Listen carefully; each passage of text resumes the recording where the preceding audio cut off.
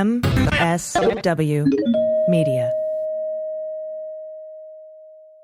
Hey everybody, it's AG and welcome to Refried Beans, where we play an episode of the Daily Beans podcast from the same week, either 1, 2, or 3 years ago, so we can see how far we've come. So please enjoy this episode from days gone by and note the date in the intro. Refried beans. I like refried beans. That's why I want to try fried beans, because maybe they're just as good and we're wasting time.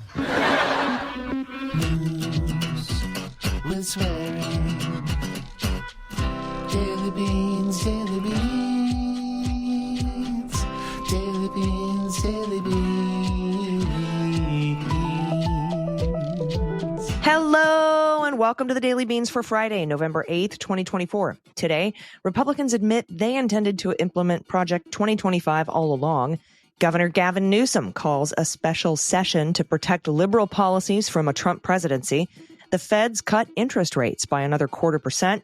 Republican Eric Hovde blames a third-party candidate for his loss and refuses to concede. Wyoming moves ahead with selling land in the Grand Tetons to the federal government. And fish biologists collaborate to track the pioneering Klamath River salmon.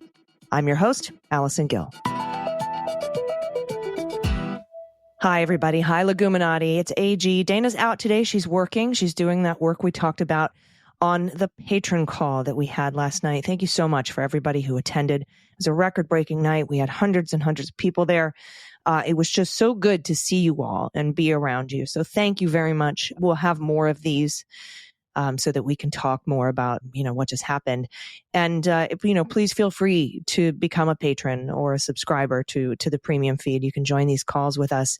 You can do that by going to dailybeans.supercast.com or patreon.com/MillerSheWrote. I hope everyone is feeling a little bit better today. I am. I've been working. I've been talking with Pete about cleanup on aisle 45, which is going to continue. I've been talking with Andy about what we're going to do with the Jack podcast, and we have some plans. And so it's just been helpful to put my head down and work. So I hope everyone has gotten out, gone for a walk, done something self-care like to, take care of yourself and your mental health. And again, I appreciate everybody for joining that call. It really helped me. So thanks for being there with us. Now we're back to the kitchen table days again, right? 2017. And we'll be here to bring you the news in a digestible way with appropriate profanity, trying to keep everybody sane, making sure everybody knows they're not alone. I wish we weren't here. I wish we were going on to report on the successes of the Harris administration instead of the failures of the Trump administration. But we will be here for you, keeping you abreast of all of it in the most gentle way possible, which means we're going to need your good news more than ever. So send it to us at dailybeanspod.com and click on contact. It's also Friday on the Beans, which means it's Fugelsang Friday. So I'll be joined by John Fugelsang later in the show. And it looks like Bob Casey might not be out of the running, even though the race was called by the Associated Press for the Republican. According to the Secretary of State, they said we have at least 100,000 ballots outstanding to count, including overseas military provisional ballots, some same-day ballots, and the margin is only like 32,000. So I don't think that race is quite over yet, even though it's been called. We're going to keep our eyes on the Pennsylvania Secretary of State. Also, the FBI is investigating text messages sent to Black college students in multiple states and the District of Columbia, telling them to get into a van and report for duty at a plantation to pick cotton. And it's signed the Trump administration, although I don't, there's obviously not a Trump administration yet. But those texts are going out, Virginia, Alabama, Ohio, Tennessee, like DC, everywhere. And that's Pennsylvania. I know Josh Stein has commented on this. Absolutely unacceptable. FBI is investigating the source of those texts. All right, we have a lot of news to get to today before we talk to John Fugelsang and before we get to your good news. But first, we have a couple of quick hits. And to make a long story short, too late. All right, from Rolling Stone, Trump feigned ignorance of the plan despite his close ties to those involved in crafting it, while Democrats did all they could to warn about the conservative blueprint for a second Trump term. Sure enough, less than 24 hours after the election was called for Donald Trump, his allies, advisors, and prominent supporters were celebrating the now open road to Project 2025's implementation. On Wednesday, former Trump advisor Steve Bannon, recent releasee from prison, just weeks ago completed a 4-month prison sentence for contempt of Congress. He lauded Christian nationalist Matt Walsh, a commentator at the Daily Wire, on his War Room podcast. Walsh had written on Twitter, quote, "Now that the election is over, I think we can finally say that, yeah, actually Project 25 is the agenda, LOL. Well, here's hoping they're too incompetent and chaotic to pull much of it off with any success. And next up from the Associated Press, the Federal Reserve cut its key interest rate Thursday by 1/4 point in response to the steady decline in the once high inflation that had angered Americans and helped drive Donald Trump's presidential election victory last week. The rate cut follows a larger half-point reduction this past September, which we told you about, and it reflects the Fed's renewed focus on supporting the job market as well as fighting inflation, which now barely exceeds the central bank's 2% target. Thursday's move reduces the Fed's benchmark rate to about 4.6%, down from a 4-decade high of 5.3 before September's meeting. The Fed had kept its rate high for more than a year to fight the worst inflation streak in 4 decades. Annual inflation has since fallen from a 9.1 peak in mid-2022 to a 3.5-year low of 2.4 in September. All right, those are the quick hits. Let's hit the hot notes. Hot notes. All right, first up, and this is how we fight, y'all. From the Associated Press, California's Democratic Governor Gavin Newsom, a fierce critic of former President Donald Trump, on Thursday called for lawmakers to convene a special session later this year to safeguard the state's progressive policies on climate change, reproductive rights, and immigration ahead of another Trump presidency. The move, a day after the former president resoundingly defeated, I'm going to take resoundingly out of there because it's really about 110,000 votes across 3 states. The day after Trump defeated Vice President Kamala Harris, effectively reignited California's resistance campaign against conservative policies that state Democratic leaders started during the first Trump administration. Quote, "The freedoms we hold dear in California are under attack, and we won't sit idle." That's what Newsom said, who reportedly has his ambitions on the national stage. He said, "California has faced this challenge before, and we know how to respond. We're prepared to fight in the courts, and we will do everything necessary to ensure Californians have the support and resources they need to thrive." Now, Newsom's office told the Associated Press that the governor and his lawmakers are ready to Trump-proof California state laws. His announcement Thursday called for the legislature to give the Attorney General's office more funding to fight federal challenges when they meet in December. State Attorney General Rob Bonta said his office spent the past year reviewing more than 120 lawsuits the state filed during Trump's first term in preparation for new federal actions. Bonta said the governor has called the special session to line up the resources that will be needed for the state to fight any Trump encroachments on its policies without giving more details on exactly what the plans would entail. He said his office has been working with Democratic attorney generals across the nation. That should say attorneys general, but okay. In anticipation of Trump winning, quote, "We reject him. We reject his values. We reject his agenda." That's what Bonta said, speaking about California. California's move is part of a growing discussion among Democratic state officials across the country, seeking to protect policies that face threats under Trump's leadership. Other blue states are moving quickly to prepare game plans and expect a more robust battle this time around with a Republican-dominated Senate and possibly the House. In New York, Governor Kathy Hochul said she, Attorney General Letitia James, and their senior staffers plan to meet regularly to discuss legal strategies to protect, quote, "key areas that are most likely to face threats from the Trump administration, such as reproductive rights, civil rights, immigration, gun safety, labor rights, LGBTQ+ rights, and environmental justice." Massachusetts Governor Maura Healey, who, as state attorney general, filed dozens of lawsuits against Trump during his first term, said they will, quote, "have to see if he makes good on what he promised and ran on terms of Project 2025 or other things." Now, Massachusetts Attorney General Andrea Campbell said she and other attorneys general are, quote, "absolutely clear-eyed that President-elect Trump has told us exactly what he intends to do as president." Now, in Chicago, Illinois Governor J.B. Pritzker announced similar preparations. Quote, "Chaos, retribution, and disarray radiated from the White House the last time Donald Trump occupied it." That's what Pritzker said Thursday at a news conference. Went on to say, "Perhaps this time may be different, but if it isn't, Illinois will remain a place of stability and competent governance." In some states, including Connecticut, officials are hoping to codify progressive policies into law. Quote, but there are limits to what our ability is to do that. That's Connecticut Comptroller Sean Scanlon. Now, California Republican lawmakers called Newsom's announcement a political stunt. Quote, the only problem it will solve is Gavin Newsom's insecurity that not enough people are paying attention to him. That's what Republican leader of the state assembly, James Gallagher, said in a statement about the special session. Now, next up from Travis Geddes at Raw Story, Wisconsin Senate candidate Eric Hovde is still refusing to concede his loss to Senator Tammy Baldwin and blaming a third-party candidate for siphoning off the votes he needed to win in Wisconsin. America First candidate Thomas Leaguer netted almost the exact vote total as Hovde's loss margin, and the Republican accused Democrats of propping up a former gun rights lobbyist long-shot campaign. And that's according to Notice. Quote, we're certainly disappointed the Democrats' effort to siphon votes with a fraudulent candidate has had a significant impact on the race, with those votes making up more than the entire margin of the race right now. That's what Hovde said Wednesday morning in a press release. He went on to say, we will continue to monitor returns and make sure every vote is counted. Leaguer, the other candidate, who claims he was an unindicted co-conspirator in the 2020 plot to kidnap Michigan Governor Gretchen Whitmer, says he was recruited by operatives with the Patriots Run project. But the Associated Press found that Democrats were donating campaign funds to Leaguer and others to, quote, siphon votes from Republicans.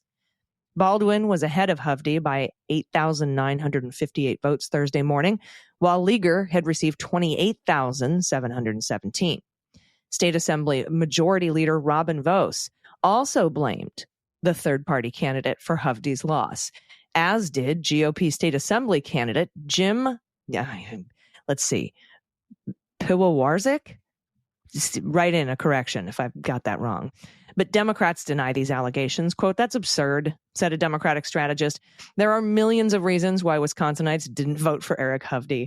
Hovde should stop being a whiny baby and admit he lost the election. Democrats didn't recruit a man who tried to kidnap Governor Whitmer, unquote. All right, next up from the Associated Press, Wyoming officials voted Thursday to proceed with selling a spectacular, pristine piece of state property within Grand Teton National Park to the federal government for $100 million and end decades of threats to sell it to the highest bidding private developer. The 3-2 vote by the State Board of Land Commissioners, made up of Governor Mark Gordon and the other top 4 state elected officials, all Republicans, puts the square mile, which is about 2.6 square kilometers, puts that parcel with an unobstructed view of the Teton Range a step closer to becoming part of the park. The land that has been a bone of contention between Wyoming and federal officials for decades may finally be on track to sell by the end of this year. Quote, there's clearly a right decision to be made. This is a very rare opportunity for you to do the right thing for education in Wyoming. That's Wyoming Senate President Ogden Driscoll, a Republican, who urged the board before the vote. Conservation and sportsmen's groups have made similar appeals to keep the property out of private hands, even though selling to developers could net the state the highest dollar return. The state land, surrounded by national parkland on all sides, has belonged to Wyoming since statehood. However, leasing it for grazing has brought in only a few $1,000s a year, far below what the state could get from a modest return on investing the proceeds of a sale. As in other states, particularly in the West, revenue from state lands funds public education. The 2 officials voting no said they hope to strike a better deal under President-elect Donald Trump's incoming administration, possibly involving a swap for fossil fuel-rich federal lands elsewhere in the state. For decades, Wyoming governors have threatened to sell the land with Grand Teton to the highest bidder if the federal government didn't want to buy it. The threats led to on and off negotiations and 3 previous sales of other state land within the park to the federal government, totaling $62 million. And last, from Juliet Grable at OPB, and this is some good news. We've been covering this story for a while. The largest dam removal project in the U.S. ever was completed October 2nd on the Klamath River in southern Oregon and northern California, thanks to President Biden and Deb Haaland. 4 dams were taken out, allowing adult salmon to swim all the way up the Klamath River from the Pacific Ocean and into more than 400 miles of newly reopened habitat.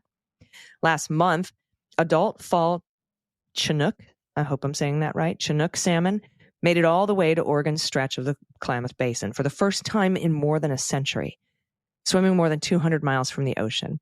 Salmon were also seen spawning in a tributary above the former Iron Gate Dam site for the first time in more than 60 years. And now Chinook salmon are spawning in streams above 4 former dam sites on the Klamath River in numbers that are astounding biologists. Now, a network of tribes, agencies, university researchers, and conservation groups, they're all working together to track the fish as they explore the newly opened habitat. The speed of the salmon's return has caused the partners to scramble to get their teams and protocols in place. Quote, "We don't have a few years to collect these data." That's Morgan Knechtel, environmentalist scientist at California's Department of Fish and Wildlife, says we need it now. The CDFW has boots on the ground conducting spawning surveys in the river and several tributaries in California. They've also installed video weirs in key tributaries that capture images 24 hours a day. Crews have spotted over 100 Chinook in Jenny Creek. 27 female fish have also spawned at the hatchery at Fall Creek. This facility was relocated from the base of Iron Gate Dam to a new location about 7 miles above the dam earlier this year. Returns to the hatchery have been low so far, but the spawning season is not over. Quote, "Fish are still swimming into the facility." That's what Knechtel says. And he also went on to say the fish appear to be in very good condition. They're very bright for this time of year, very silver.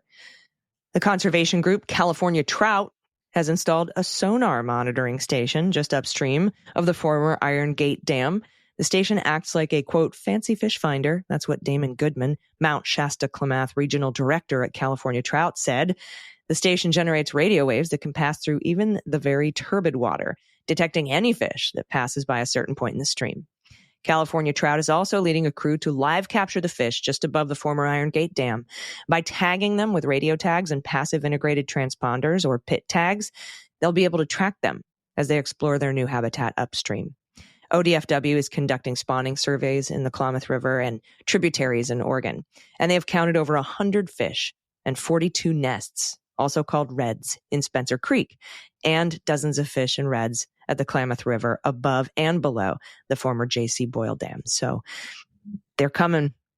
They took out the dams, and there are now Chinook salmon in the rivers for, the first time in a century. Very good news. All right, everybody. We're going to be right back with John Fugelsang, and then we're going to follow that up with the good news. So stick around. We'll be right back. After these messages, we'll be right back.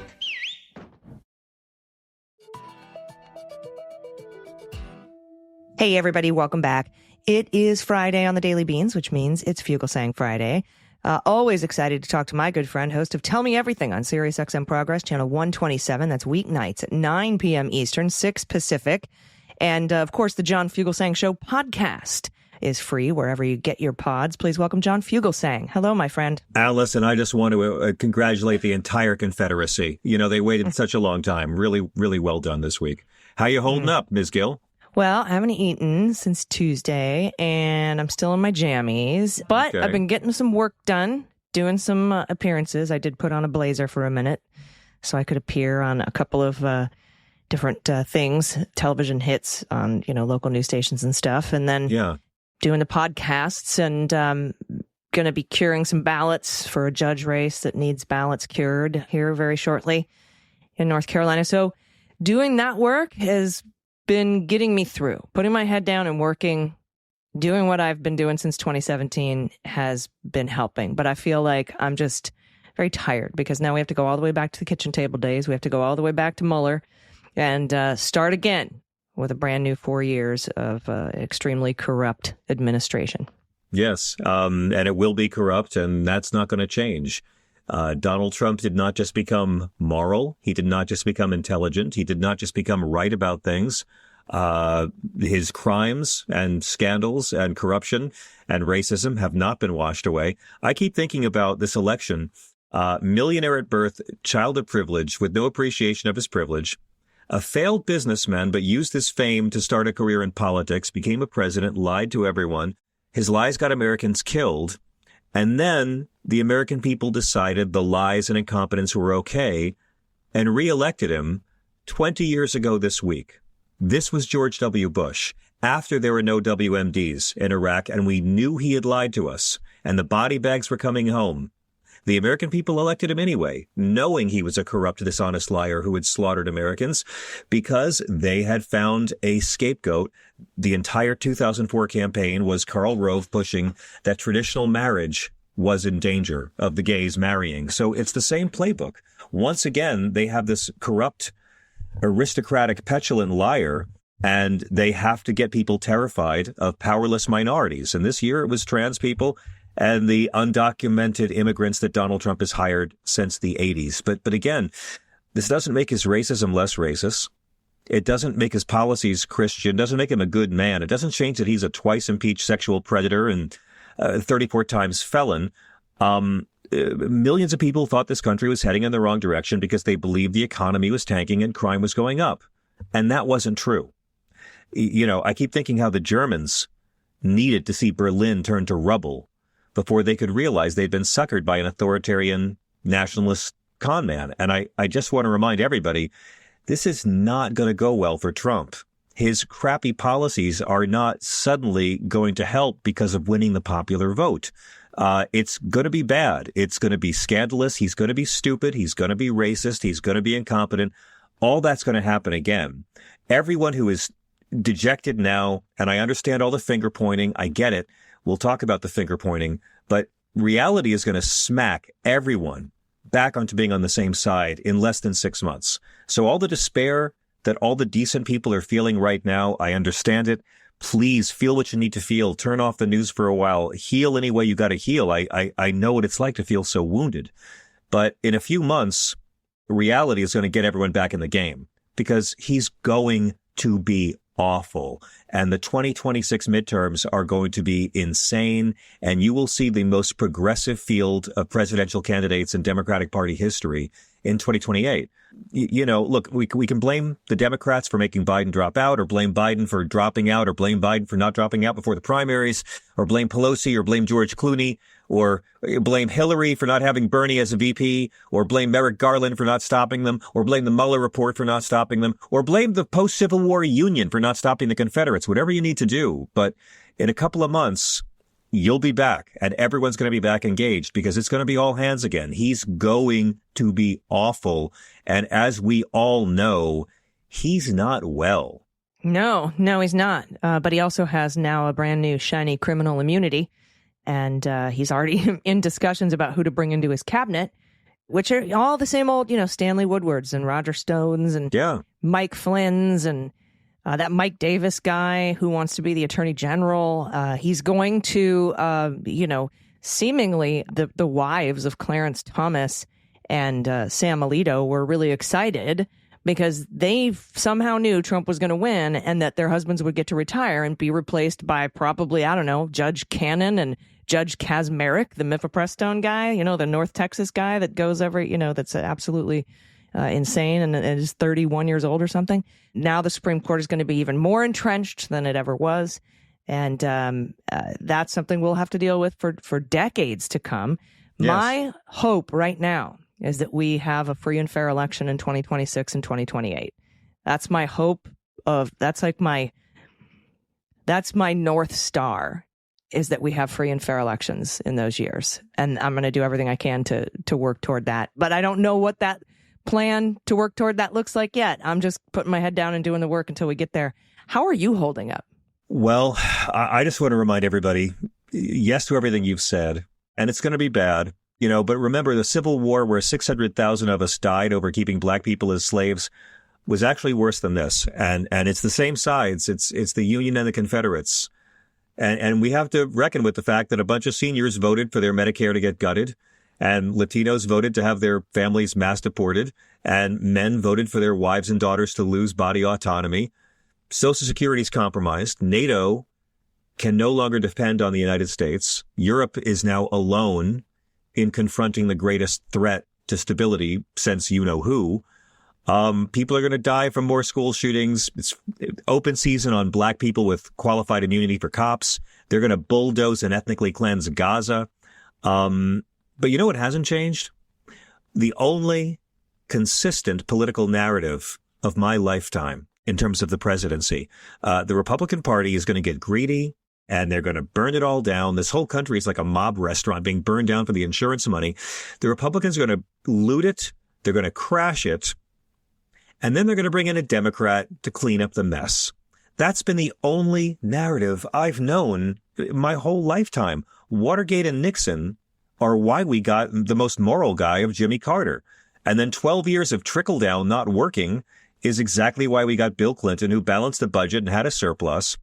8 years of Bush, the aristocrat puppet, gave us Barack Obama, who reduced the deficit and brought us the lowest number of uninsured Americans in history. And cleaned up the Great Recession. And then 4 years of comb over Caligula gave us Joe Biden, who saved the Teamsters' pensions, who walked a picket line, who brought back American manufacturing, who passed infrastructure, who loaded it up with Buy American provisions, and the same with the Inflation Reduction Act. The labor market's the best we've had in 55 years. Weed is decriminalized on the federal level, and you can buy hearing aids, over the counter, and Medicare is negotiating for lower drug prices. This is it. The Republicans come in and trash everything, and then they bring in a Democrat to clean up the mess. And we always witness, while the Democrats in office, the arsonists are consistently heckling the fire department, cleaning up their own smoldering ash. So we know this is not going to end well, because we know it's going to be a feeding frenzy. So,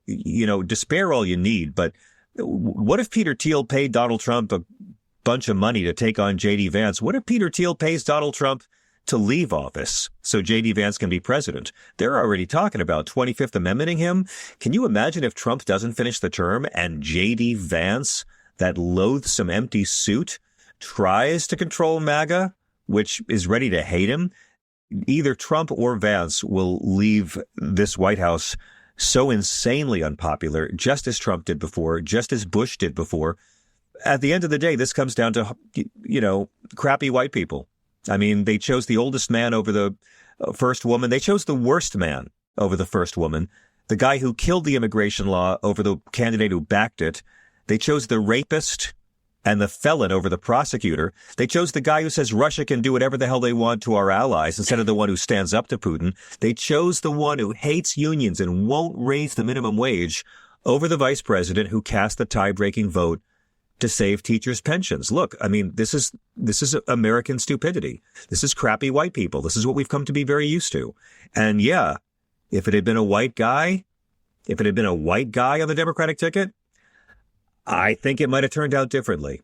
This is where we're at. And you know what? I'm proud that I'll be able to tell my grandkids I voted against Donald Trump 3 times, and I will look great years from now for having done so. I think the thing that breaks my heart the most is going to be watching him unwind everything that Joe Biden got done. Yeah. Yeah. And it's going, the chickens will come home to roost. The people who didn't realize it or were low information voters. I think I read I was talking with Pete Strzok about this on the Cleanup on Aisle 45 bonus episode. I read something on Twitter where a guy went into work, and most of everybody who works where he works is a Trump voter.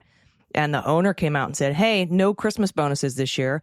I got to stock up on all the supplies that I can right now before the tariffs get put into place. Yeah, I heard the same story. Yeah. And everybody was like, I'm sorry, what? And I think things like that, millions of little things like that are going to be happening all across the country. And wait till gas prices go up. Yeah. Wait till gas prices go up. And again, you're going to really try. Food First prices, off, and I mean, and we could talk about the fact that wait till he deports 11 million people, exactly, which will be like a quarter of the agricultural workforce, and meat and veggies, the price of everything goes up substantially, except for the fact he's not going to do it. He was selling racism to these people all along. I never believed that he was going to build a giant medieval wall spanning thousands of miles across desert and forest and private and commercial property, taking land away from Americans with eminent domain. It was always ridiculous. He was never going to do it. And we think he's actually going to load 11 million people onto trains, dragging them out of their workplaces, out of their homes, separating families and throwing people into concentration camps because he promised he would. All this man does is lie to his base, and they love him for it because he gets away with it, and he reminds them of the preciousness of their white privilege. But he's not going to deport 11 million people. There's no system in. How would they do it? Where's the money? And how would they know who needs to be deported? they'd have to play a Joe Arpaio and say, oh, he's brown and speaks Espanol, so let's load him on the train too. They're never going to do it. And it's going to be his followers realizing the bill of goods they've been sold. Now, for 2 years, and you know this better than me, Ms. Gill, for the next 2 years, he will have Joe Biden's economy, right? I mean, Oh, yeah. He'll Trump, take credit for it. And then if anything goes wrong, blame Biden for it. Trump rode the Obama recovery expansion for years. Trump was just watching Fox and eating Big Macs. I say to my MAGA friends all the time, tell me the Barack Obama economic trend that Donald Trump reversed and made better, rather than continued and took credit for. So you're right. Prices are going to go up and inflation's going to go up and unemployment's going to go up. There'll be more mass shootings. We know everything that's going to happen. We already know. The question is, will the tribalist, crappy white people care? Will they care? Because the difference to me between progressives and conservatives at its most pure is progressives are capable of caring about people they don't know. Conservatives, it has to happen to someone they know first. It's that one degree of empathy. When their kid comes out as gay, then they awaken and realize how wrong they've been. When their loved one dies from an AR-15 mass shooting, then they realize that these shouldn't be in the... It's got to happen to someone they know first. That's the curse of conservative folks. And it's going to happen to a lot of people they all know. There's going to be a lot of suffering from this. And all I can say is get ready for 2026. Don't lose heart. Check out a politics for a while if you need to, but not this excellent show and not mine. But feel free to be wounded and hurt. This really hurts. This is the country we love. And the crappy white people have once again done it. Just take time, recognize that this country is going to need you and you will be back. And take a moment and say, well, for all the things the Democrats screwed up, maybe it's good that they didn't kill the they didn't kill the filibuster. Maybe we'll be grateful for that. Yeah. And please continue to support people. Yes. Speak truth to power, like my good friend here, John Fugelsang. And you can. More than ever. I love the Americans who voted against this. I'm sorry, man. And I still believe we're the majority. That, apathy is fascism's lube. But I love the half of America that voted against this creeping fascism. And I will continue to work for all of America and try to entertain the sane half. Don't let the Nazis see you cry. And don't let the racists see you sweat. 100%. Thank you, my friend. And you can support our good friend John Fugelsang by listening to him every night, weeknights, 9 p.m. Eastern, 6 Pacific, on Sirius XM Progress, channel 127, or by downloading his podcast, The John Fugelsang Show. I appreciate you, my friend, and thank you for all the work you did and all the work you're going to be doing. It's going to be a slog, but we just gotta do the good work and cause the good trouble. On behalf of all the good people you have talked off of ledges, thank you. Just remember, folks, it's not going to go well for Trump. Thank you so much. And everybody, we do have some good news that we can share with you, but we have to take a quick break. So stick around. We'll be right back.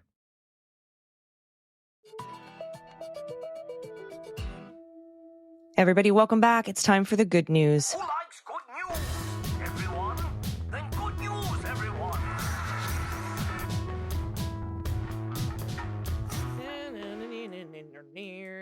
Good news.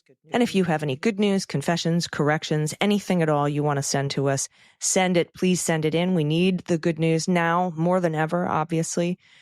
So all you have to do to get your good news is pay your pod pet tax. Attach a photo of your pet. And if you don't have pod pet tax to pay, send us an adoptable pet in your area. If you don't have that, send us a picture of any animal.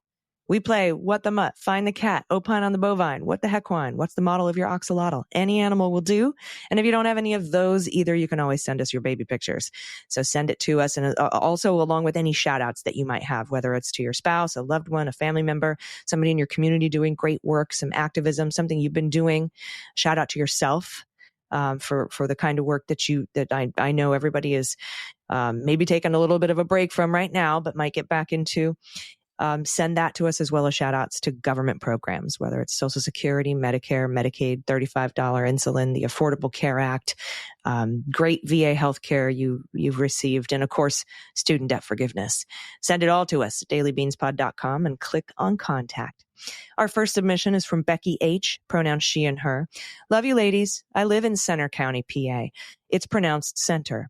I also wanted to let you know that on my mail-in ballot, We did not have a Democratic candidate running against our incumbent jackass state representative, Carrie Benninghoff. I just wrote in Bruce Springsteen as a fuck you to him. Felt good. They better fucking count my vote. This is also a blue-leaning county due to PSU being here. Keep up the good fight, including a picture of my puppy Bonnie from yesterday when we were both sad. Oh, look at Bonnie. What a beautiful baby. Was that a little terrier? Becky, thank you for this. I appreciate it. Next up from Melody. I'm in Tucson, and I recently agreed to foster a 13-year-old girl cat named Leroy. Leroy's human, had to move into assisted living. I've now decided to move near my family and need to find a new forever home for Leroy. Leroy is loving, sometimes sleeps with me, knows how to open cupboard doors, and has taken up residence under my bathroom sink. Please share my email with folks who might want to give Leroy a forever home. That's in the Tucson area. Melody, thank you so much. And P.S., I have no idea how Leroy got her name. Oh, but she's beautiful. So if anybody's interested in adopting Leroy, please let us know and we'll put you in touch with Melody. Next up from Joe H., pronouns she and her. Oh, this photo.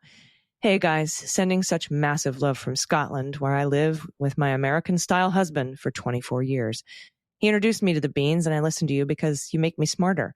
My good news is that I'm giving away free hugs to people at work because so many people are sad. And you know what? Hugs really help. Here's a pic of me advertising hugs. And I'm also including a pic of our golden retriever, Murphy, eating my latest parking ticket from the office. Hang in there, you guys. Joe, thank you. Murphy's adorable. And thank you for the free hugs. I'm accepting a virtual free hug from you right now, Joe H. So many thank yous. Oh my gosh, this last one, this picture is amazing. Tammy in Texas, pronouns she and her. Allison, I was so happy to hear you beautiful ladies' voices this morning on my commute to work. I feel a little better today than I did on November 6th, and I just wanted to thank you, Dana, Andy, Pete, Fugelsang, and all the gang that helps me get through this thing called life that is sometimes beautiful and sometimes very hard. I have no doubt we will persevere, and I encourage everyone to stay involved in their communities and never give up hope. For my pod pet tax, here's our goofy golden retriever, Lucy, showing her pretty teeth. Oh, Lucy's adorable. Couple of golden retrievers today, and a kitty named Leroy who needs a home. And then, of course, Center County Bonnie. What a beautiful baby. Everybody, thank you for your good news. And please, I can't implore you enough to send in some good news, even if it's just a photo, and letting us know how you're doing and how you're holding up. This community is really important, and we need to make sure that we don't feel isolated and that we don't feel alone. Thank you so much, everybody. We're going to have an episode of the Jack Podcast this weekend. We'll tell you about more details about the future of that show soon. And then, of course, Dana and I will be back in your ears on Monday, and there will be a cleanup bonus for the patrons of Cleanup on Aisle 45 this weekend, as well as a Beans wrap-up, which I don't know how I'm going to wrap this week up, but fuck, I'll do it. Because that's what I do. I go to work. Anyway, we'll see you next time. Until then, please take care of yourselves, take care of each other, take care of the planet, take care of your mental health, and take care of your family. I've been AG, and them's the beans. Refried beans. I like refried beans.